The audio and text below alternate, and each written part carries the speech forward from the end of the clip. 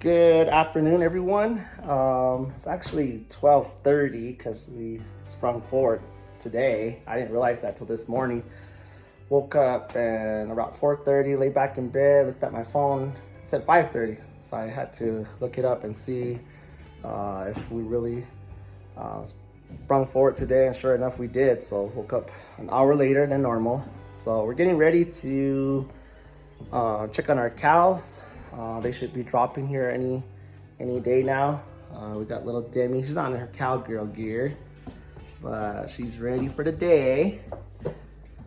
So I'm just kind of putting this together to see how we can improve our video quality. I have ordered the gimbal, which was a suggestion that one of my relatives made that would improve our quality of our videos that we put together. So I'm excited about that. So you want a jacket? Yes. Okay. So we're gonna go checking out our cows. I'm gonna play with the kind of like cinematography and stuff like that, just to kind of see how I can work on improving the video before we go on our turkey hunts in a couple of weeks. So hope you guys just enjoy what we do on a weekend basis here. So we're gonna be checking out our cattle. So stay tuned. It's a beautiful day today. A little breezy. Got nice clouds. Snow last night. A little bit of snow on that mountain up there. I just fed the bulls. We keep our bulls over there. And now just getting ready to haul some hay, some range cubes to our ladies. See if we have any cute little guys that hit the ground yet. So that's what we're looking forward to. We're actually going to be putting some ivermectin on the cows because I'm sure they need it.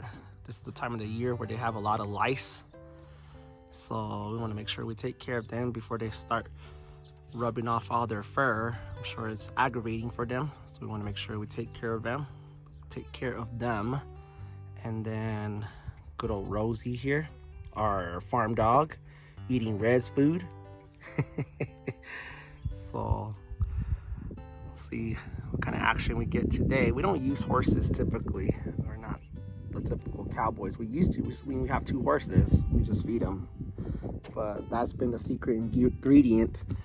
I call that cow crack, because once you get them hooked to that, they're easy to manage. They follow us right to the corrals. We don't chase them no more. They actually follow us. So we'll try to capture some of that.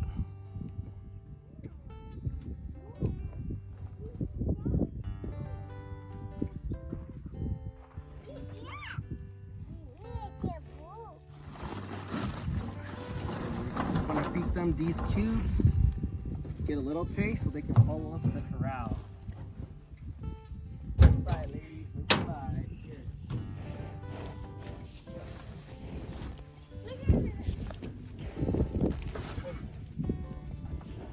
It's a little scary when they're all fighting for a little bit.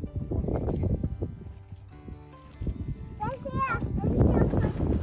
little cowgirl who loves coming out here.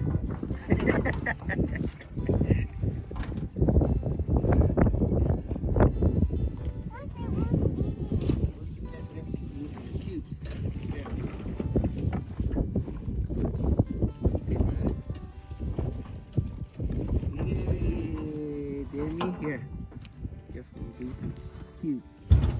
Whoa! Be nice in there. Share.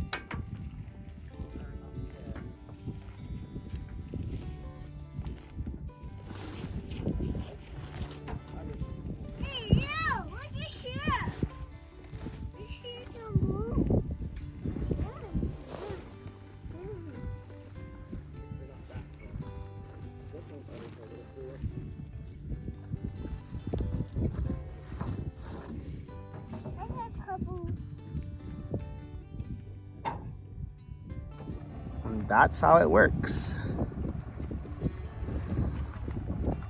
So now we'll just go slow and steady. They've all gotten a taste of the cubes and the hay in the back, so they know we got food. These ladies are not too close, not heavily bred just quite yet. I'm guessing next month to maybe May. Last year, we sold all our open cows from the previous year, and these ladies were dropping from April on, so a little bit more vegetation. Usually it's really dry here in our rangeland here, but because of all the rain we got last year, it made grazing so awesome here. In years past, it's been a struggle if we don't have a lease somewhere in the mountains, but last year these cows did really well out here. There's a lot of forage this year. I can tell from this first cow right here, she definitely needs some ivermectin, because you can see that she's losing a patch of her fur in the front right there. The rest of them don't look too bad, so but it's important that we cover all of them. So we have 2, 3, 4, 5, 6, 7, 8 cows here. I think we have 18 or 19 out here, so we'll need to find the rest. If we only do these few today, that helps us out. We'll just mark down which ones we've done, try again maybe next week on the rest. But this is what we typically do, is we deal with whatever cows we can get. We don't really chase them with horses like we used to. A lot has changed because of the use of range cubes. As I mentioned earlier, they follow us now rather than us coming behind them and chasing them. So if need be, Levi will step out, him and I, well, probably him, just to be at the back to kind of encourage them to come a little quicker and stay the course. Meanwhile, I'll stay in the back, make sure that they're still interested in the hay and the cubes.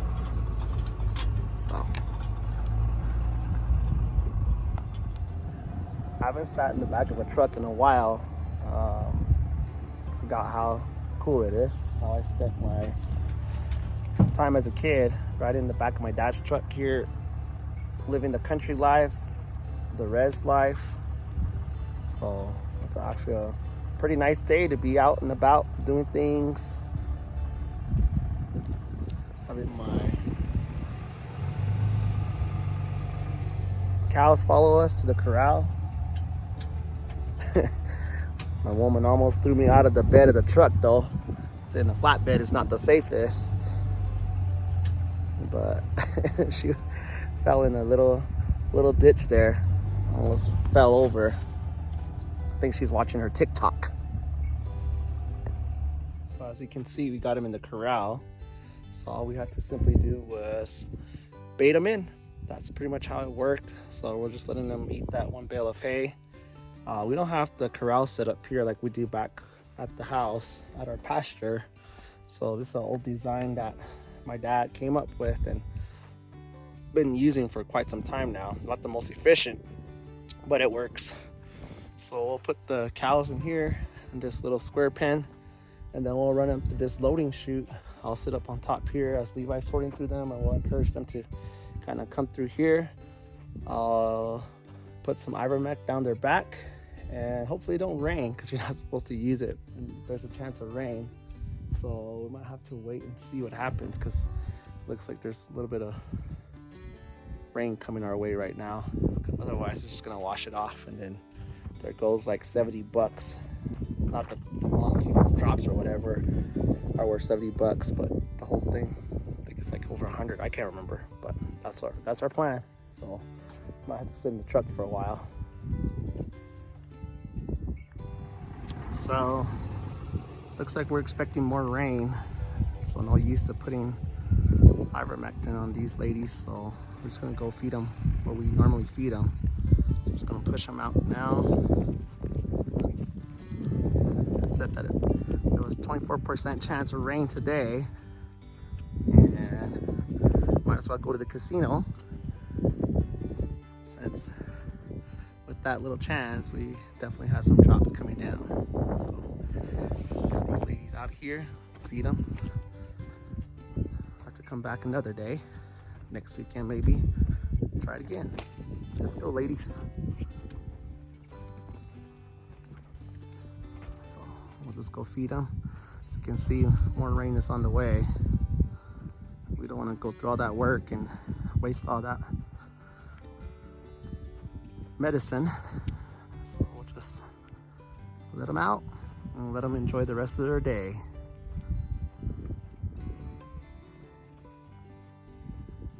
Okay, the one thing that I did not record, we're driving down the road, having an awesome, happy Sunday. And then we're gonna go look for the other cows. Yeah. And then Demi was asleep. She was asleep in the back there. And then she starts coughing a little. And then Levi says she starts throwing up. So now you can see she's in Mama's jacket. Hopefully she feels better. She threw up all over her jacket. She threw up all over her clothes. So our truck kind of stinks. That's why you can see Levi in the back right there, look. Even though it's raining, he's in the back. He doesn't want to sit next to his sister. So Mama had to give her her jacket and Dad had to give Mama his jacket. So that's how our day's going. It's gotten interesting. Weird. Let me introduce you to the herd sires. This is our old bull right here. Doesn't want to be in camera, I guess. We got him tested yesterday. Got him their new trick tags on. It's a requirement for the state of New Mexico that all bulls get trick tested. They also got their fertility test yesterday, and I'm calling him Mr. A- because his fertility rate was about a 90%. And our young guy right there, we actually call him Superior, which actually became a pretty good name for him because he is Mr. A, because he scored a 95% fertility rate. So this guy has dropped a lot of calves for us in the past, what is it now, 5 years. He's going to be a 6-year-old this year. His final hoorah with the herd. And then that's the next one coming up, the next up and coming bull. We bred him with all our heifers, which you guys will see here in a little bit. So this is the one that messes with all the older ladies, and that's the one that has all the young ladies right there. So already fed him this morning. Guess I'll feed him a little again. These are the pampered bulls. So I figure I introduce you guys since my duties for the day are not quite done yet. He's not liking to be on camera for some reason. Unless he's having post-traumatic stress from yesterday where he got violated.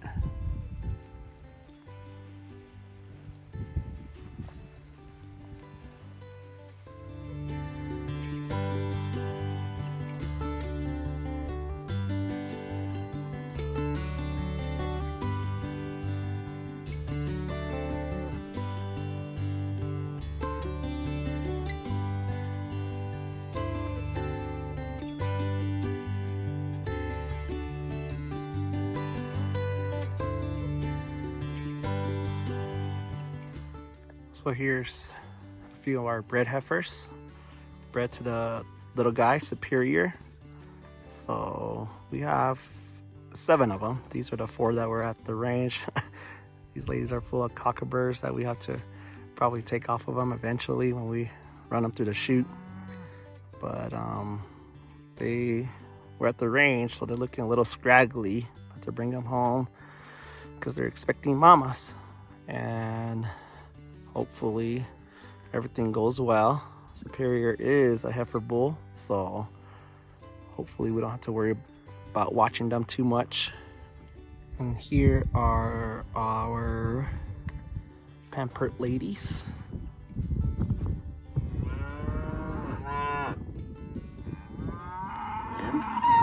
So this one is a bred heifer, that one's a bred heifer, and this one's a bred heifer.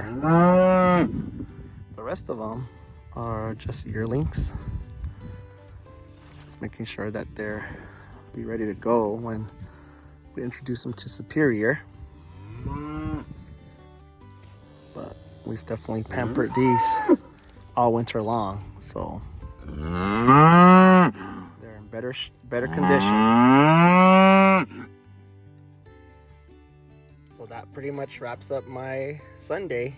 We had a good time with the kiddos and my lady, and finished off with the rest of the chores, and now time to head home. Once again, thank you guys for watching.